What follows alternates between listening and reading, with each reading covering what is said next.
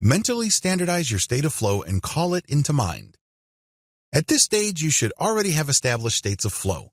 You should already be achieving that mental and emotional state. Now, the next step is to call it into mind.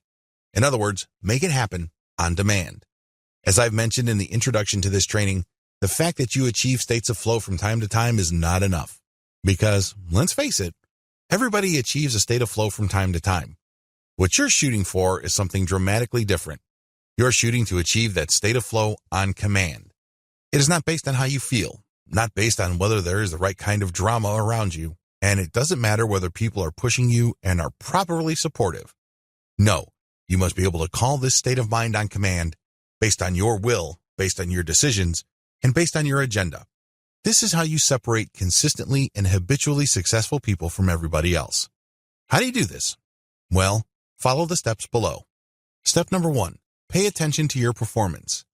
Get ready for the next time you achieve a state of flow. Anticipate it. Be ready for it. What are you going to do when it happens? Well, the next time you achieve a state of flow, take notes. Savor it.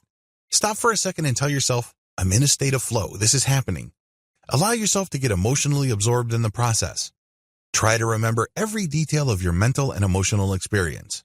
Remember, the hallmark of a state of flow is when things become really easy and everything is predictable. You make a move, something positive happens. You make another move, and another thing happens. Remember every detail of this mental and emotional state. Step number 2, simplify it in a form you can quickly call to mind.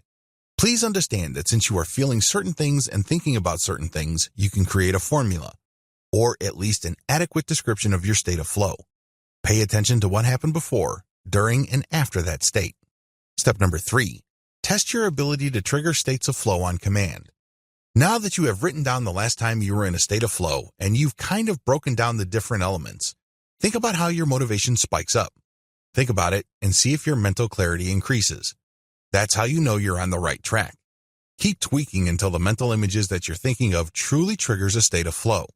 I wish I could tell you that this is very easy.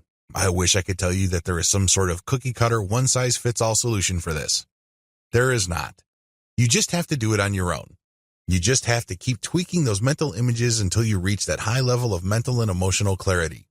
Your motivation level must be palpable. You must truly feel it. You're not playing mind games with yourself. You're not deluding yourself. This is real because the motivation you feel, paired with mental clarity, translates into actual results. This is important because you know you're just engaging in self-delusion when you feel good, but that's it. You know you're onto something real when you're able to produce more work and that work meets higher standards of quality. That's when you know you have triggered a state of flow. Everything else is a mental mirage. Know the difference. Step number 4, try it consistently. When you feel your motivation triggered by this mental image that you use to enter a state of flow, keep it going by focusing on mental images that you know trigger your state of flow. You can also do this when you feel your motivation is lagging.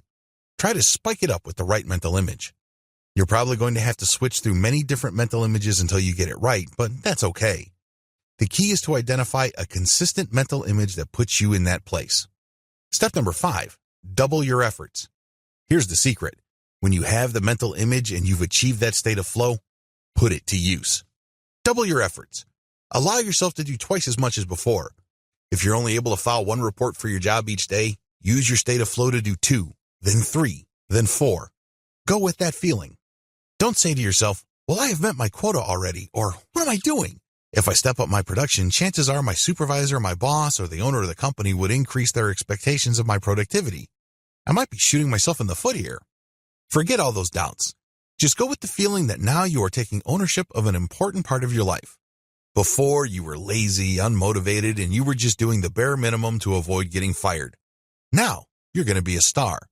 You're going to be one of the few assets in the company that you work for. Did you know that in any given organization, 20% of the people there account for 80% of the results? This is called the Pareto principle, also called the 80-20 rule.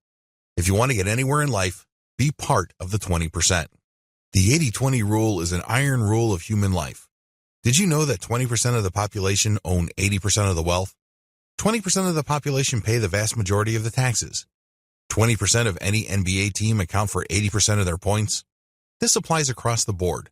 This is hardwired into the human condition. Be part of that 20%. Let it happen. Double your efforts today. Step number 6. Push harder on more difficult tasks. Focus on getting a crystal clear view of the mental image that triggers your state of flow. Zoom in on it. Allow it to sink in.